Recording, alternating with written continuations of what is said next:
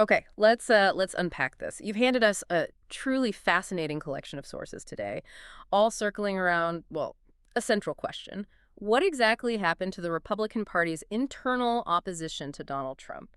And what does that tell us about the GOP as it stands right now? Yeah, it's quite a mix. We're taking a deep dive into the evolution of the Never Trump movement and the ever-shifting landscape of conservative dissent against Donald Trump. Hmm. Our sources are incredibly diverse, ranging from detailed historical accounts of key moments, like Mitt Romney's pivotal 2016 speech, to Newsweek's analysis right after the 2022 midterms, Right. and even current discussions on the likelihood of future primary challenges, plus a really deep look at how gender and emotion have played into recent elections. It covers a lot of ground. So our mission: to trace how dissent within the Republican Party changed over time, understand why some forms of opposition kind of faded while others emerged, and explore the enduring implications for American politics. What's truly fascinating here is how these sources don't just report events. They paint a complex, evolving picture. It moves from initial outright defiance to a more recent, solid consolidation of power. Yeah. It's certainly not a straightforward narrative, and the underlying dynamics are very much still at play, constantly reshaping things. So let's kick things off right at the beginning, back in 2016. Before Trump even secured the nomination, there was significant internal Republican opposition brewing. It really makes you wonder, what were these early opponents hoping to achieve? Well, the Never Trump movement was, at its core, like a conservative political movement that opposed Trumpism and Donald Trump himself. They generally sought a return to a more rules-based, internationalist, and what they saw as an ideologically conservative Republican Party. So traditional conservatism, basically. Pretty much. Its composition was pretty clear. It was primarily made up of long-standing professional Republicans or conservatives, donors, consultants, writers, and even some office holders who felt Trump was fundamentally at odds with the party's principles. And a major, almost historic moment for this early opposition was Mitt Romney's speech in March 2016. Romney, who had been the nominee just 4 years earlier, he was reportedly deeply frustrated by Trump's campaign. That's right. Sources suggest his failure to disavow David Duke was the, quote, final straw for Romney. So what exactly did he say, and how did the party react? Well, he really didn't hold back. In that speech, Romney denounced Trump as a fraud, declared his promises worthless, and even predicted he'd be handily defeated by Hillary Clinton. Wow, strong words from the previous nominee. Absolutely. He essentially urged tactical voting for other candidates, Ted Cruz, Marco Rubio, or John Kasich, hoping to deny Trump the delegate majority needed for the nomination. So trying to force a contested convention. Exactly. This was truly an almost unprecedented attack by a major U.S. party's most recent presidential nominee against the current frontrunner. It sent shockwaves through the political establishment. And it wasn't just Romney speaking out. Beyond his high-profile critique, there were significant, well-funded efforts behind the scenes trying to halt Trump's nomination, weren't there? Oh, absolutely. Huge money, actually. Political organizations like Our Principles Paris spent over $13 million attacking Trump, and the Club for Growth poured in another $11 million. That's serious cash. It is. These were substantial sums that, despite their scale, proved startlingly ineffective against a movement driven by, well, different dynamics than traditional campaign finance. We also saw Republican delegates forming groups like Delegates Unbound and Free the Delegates. Right, I remember that push. Their ambitious goal was to change convention rules, essentially freeing delegates to vote against Trump even on the first ballot. However, this effort ultimately failed. The Rules Committee voted 87-12 to bind delegates. A decisive margin. A very decisive margin, yeah. It truly signaled Trump's early firm grip on the party's institutional machinery, sealing his path to the nomination. Trump's reaction to all this early opposition was pretty characteristic, wasn't it? Yeah, you could say that. He dismissed Romney as a choke artist and a failed candidate, even mocking him for reportedly, begging for his endorsement back in 2012. Right, the infamous endorsement photo. That's the one. He also famously threatened problems like you've never seen before and, quote, riots if you were denied the nomination. Very direct. And what was the immediate impact of all this opposition, particularly Romney's speech? Did it actually hurt Trump? It's quite telling, actually, and maybe counterintuitive. A Morning Consult poll conducted just a few days after Romney's speech found that 31% of Republicans were more likely to vote for Trump. More likely? Really? More likely, compared to only 20% who said they were less likely. What this poll vividly illustrates is a core insight. For Trump's base, these traditional conservative critiques from within the party often acted less as a deterrent and more as a confirmation of their outsider champion. It inadvertently solidified his support. Huh. So the attacks almost backfired among his core supporters. It certainly seems that way, yeah. So despite all these concerted efforts by some never-Trumpers, who even went so far as to support third-party candidates like Evan McMullin or even, reluctantly, Hillary Clinton, Trump ultimately won the 2016 election. It wasn't just a win. It felt like a fundamental reshaping of the political landscape they thought they knew. Absolutely. A seismic shift. So with Trump now in the White House, how did the Never Trump movement adapt? Did it just disappear or did it transform into something else entirely? That's the key question, isn't it? Post-2016, many initial Never-Trumpers, including figures we now associate with strong Trump support like Lindsey Graham, pivoted. Right. That was a noticeable shift. They recognized his strong job approval among Republicans, which hit around 90% by February 2018. You can't ignore those numbers inside the party. By late 2024, the New York Times described Trump as having completed a hostile takeover of the Republican Party, with dissenters driven into retirement, defeated in primaries, or cowed into silence. Hostile takeover is a powerful phrase, but, you know, some sources might argue that what happened wasn't so much a takeover as an acceleration of trends already present in the GOP. What's your take on that distinction? It's a really nuanced point. And how did events like the impeachment efforts play into this consolidation of power? Well, while Trump certainly capitalized on existing fissures, the speed and I'd say the totality of the shift suggests something more transformative than just an acceleration. The impeachment efforts in 2019 certainly crystallized this. So? Democrats initiated impeachment, but Republicans largely, almost uniformly, stood by Trump. For some Never-Trumpers, this was the final blow, leading many to migrate to the Democratic Party or become, politically homeless. Right. Trump himself publicly characterized witnesses in the impeachment inquiry as Never-Trumpers, to discredit them. Even tweeting, and this is a direct quote, "The Never-Trumper Republicans are in certain ways worse and more dangerous for our country than the do-nothing Democrats. Watch out for them. They are human scum." Human scum. That's intense. It was a very clear signal.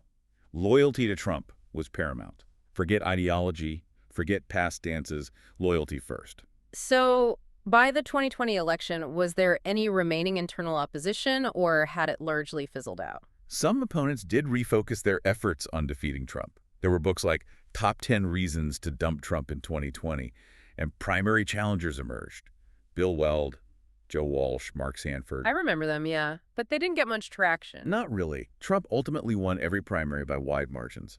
After his defeat, Joe Walsh notably called the Republican Party a cult, underscoring the shift in allegiance he felt had happened. A cult. That's a strong word from a former Republican congressman. It definitely reflects the frustration and the sense of alienation some felt. And moving into the period after the 2020 election and into 2021, AP News highlights that even following his second impeachment acquittal, Trump remained an incredibly dominant force. It's almost like watching, a corporate merger play out in the political arena, but instead of stocks, it's loyalty and ideology being traded. That's a good analogy. Loyalists saw vindication in the acquittal, while antagonists viewed it as an alarming lurch towards a dangerous direction, with little desire from the party leadership to reconnect with moderates, women, college-educated voters, groups the party had been losing. Yeah. Exactly. Even Mitch McConnell, despite supporting acquittal, still called Trump practically and morally responsible for the January 6th events. That showed a subtle but important distinction he was trying to draw. But a distinction that didn't seem to hold much sway in the end. Apparently not. And Kevin McCarthy, after initially blaming Trump for the attack, famously reversed course and visited Trump down in Florida. That was a very visible sign of the party's direction, a pilgrimage almost. So who are the key figures who truly continued to oppose Trump or even left the party entirely? And perhaps even more interestingly, who are these former never-Trumpers who made that dramatic pivot to become ardent supporters? That seems like a fascinating psychological study in itself. Liz Cheney is probably the most prominent example of continued opposition. Her vocal stance supporting impeachment. Which cost her her leadership position. Exactly. Led to her removal from leadership and ultimately losing her primary to a Trump-endorsed candidate. She even endorsed Kamala Harris in 2024, a huge step. Wow. Other prominent Republicans who left the party include folks like Joe Scarborough, George Will, Max Boot, Richard Painter, Steve Schmidt, Jennifer Rubin, Colin Powell before he passed, Joe Walsh, as we mentioned, Wayne Gilchrist. It's a significant list of former It insiders. really is. But then there's that fascinating group of former never-Trumpers who became full-throated supporters. J.D. Vance, who reportedly called Trump America's Hitler in a text back in 2016, Yeah, that surfaced later. later apologized Right. and is now his vice president. Bernie Moreno, who apparently described Trump as a maniac in 2016, later accepted his endorsement. And Lindsey Graham, who initially called Trump a cook, became an ardent supporter. It really does raise that question. What motivates such dramatic shifts in loyalty? Is it power, ideology shifting, political survival? It's likely a mix of all those things, and it really tells you something about the nature of power within the party today. So we've seen this evolution from outright opposition to a significant consolidation of power. What does this all mean for Trump's continued influence and the future of the GOP? And as we look to the 2024 election and beyond, how do new factors like gender and external influence come into play here? Well, Transforming Society notes the crucial role of gender and emotion in the 2024 election. It's quite interesting. After his 2020 defeat, Trump effectively resurrected himself as a kind of strong, masculine protector. Okay, explain that. He vowed vengeance against enemies, promised to obliterate the deep state. In doing so, he mobilized powerful emotions, resentment, fear, even hate against groups like immigrants and transgender people, alongside a sense of shame in America's perceived decline. So tapping into negative emotions primarily. Mostly. But he also evoked pride, love, and hope for a restored America. He appealed specifically to masculine self-esteem among white males and these so-called techno-bros, and while sparking what the source calls misogynistic instincts, he simultaneously promised to protect women. It's a complex mix. That's a powerful and, yeah, very complex emotional tapestry he's weaving. How did the opposing side attempt to counter that, and what was the outcome according to the sources? Well, on the other side, Biden's perceived decline left a gap in that masculine protector image. Kamala Harris attempted to fill it with a caring, motherly, protective femininity, evoking fear of Trump's actions on women's rights and democracy, but also trying to offer joy, excitement, and hope. And Tim Walz. Tim Walz, is another example, offered some called tonic masculinity, meant to contrast with Trump's perceived toxic version. Ultimately, though, the sources suggest Harris's emotional politics proved less effective in mobilizing at the same scale. This maybe reveals a fundamental transformation in political power, where a leader's ability to embody and leverage these perceived protective archetypes, even against traditional gender norms, has become a more potent mobilizer than just policy positions. It suggests a deeper, identity-driven political landscape. That's a fascinating insight. Given how effectively Trump mobilizes these powerful emotional and masculine appeals, how does that fundamentally change the calculus for any anti-MAGA candidate? Does it create a new kind of barrier that traditional political arguments simply can't overcome? It certainly seems to raise the bar, yeah. And beyond traditional politics, we're also seeing emergent influences like Elon Musk. Sources indicate his declared intent to fund MAGA Republicans and even moderate Democrats. Yeah. There's talk of his America Party potentially piggybacking on libertarian infrastructure for primary candidates. Right, that's a wild card. And the fact that the MAGA response seems to view a third party as off the rails indicates a real concern about splitting their vote, which is a telling sign of their strategic priorities. Absolutely. And when we look at the likelihood of anti-MAGA primary challenges in 2026, many Reddit users express deep skepticism, bordering on resignation, really. What are they saying? Comments range from MAGA has a vice grip on the Republican Party to the likelihood is zero, and standing against Trump is political death. The prevailing sentiment seems to be that incumbents will not be vulnerable in the primaries to anti-MAGA challengers, though may be vulnerable to Democrats in general elections. So the primary is the firewall. That seems to be the consensus there. There's also the idea that any anti-MAGA candidate would have to somehow dance around the central figure of Trump, not confront him directly. And some even suggest it will be more likely that any GOP member not towing the line will be primaried by an Elon Musk-funded MAGA Republican. So the threat might come from the other direction. Exactly. There's even a debate captured in the sources over whether town hall attendees genuinely represent local Republicans or are sometimes more often Democrats, which highlights the challenges of even assessing genuine grassroots opposition. That Reddit discussion really highlights the perceived futility for many. And bringing it into very recent history, the principal's first conference in February 2025, this gathering of disaffected conservatives and center-left Democrats seeking an alternative to Trumpism, was notably crashed by January 6 rioters. Yeah, that was quite an event. These individuals harassed police officers attending the conference and even faced death threats, leading to an evacuation. That conference clearly underscores the intensity and even the danger in the current political climate for those who oppose Trump. It really does. It puts into sharp relief this enduring question. How does Trump maintain such a dominant hold even after setbacks and controversies? Indeed, it brings us back to Trump's continued dominance. His base remains fiercely loyal. Losses are often attributed to, anti-incumbent waves or other external factors, never really a rejection of Trump himself by the base. Right. The sources suggest the party's current direction isn't entirely new, but has been building since Reagan, with strong financial backing and a deeply loyal base. A critical perspective from one source captures it succinctly. The rejection of empiricism means that no matter how bad things get home, they'll continue to stick with the party because they literally don't believe what they see with their own eyes. That's a stark assessment. It is.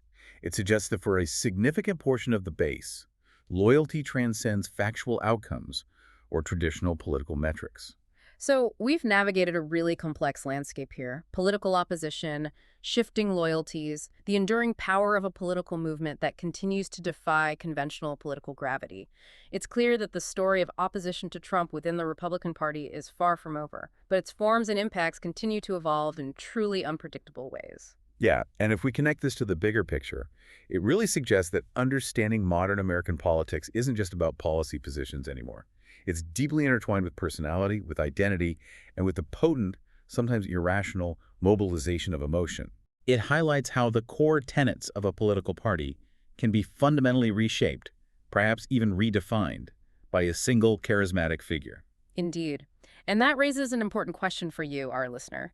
Given everything we've explored about the evolution of the Never Trump movement and the GOP's current trajectory, what do you think would be the most effective strategy for an anti-MAGA candidate to succeed in a Republican primary? Or is that even possible in today's political climate? A tough question. Definitely something to think about. Thank you for joining us on this deep dive. We hope this exploration has given you new insights and perhaps even sparked some new questions of your own to consider.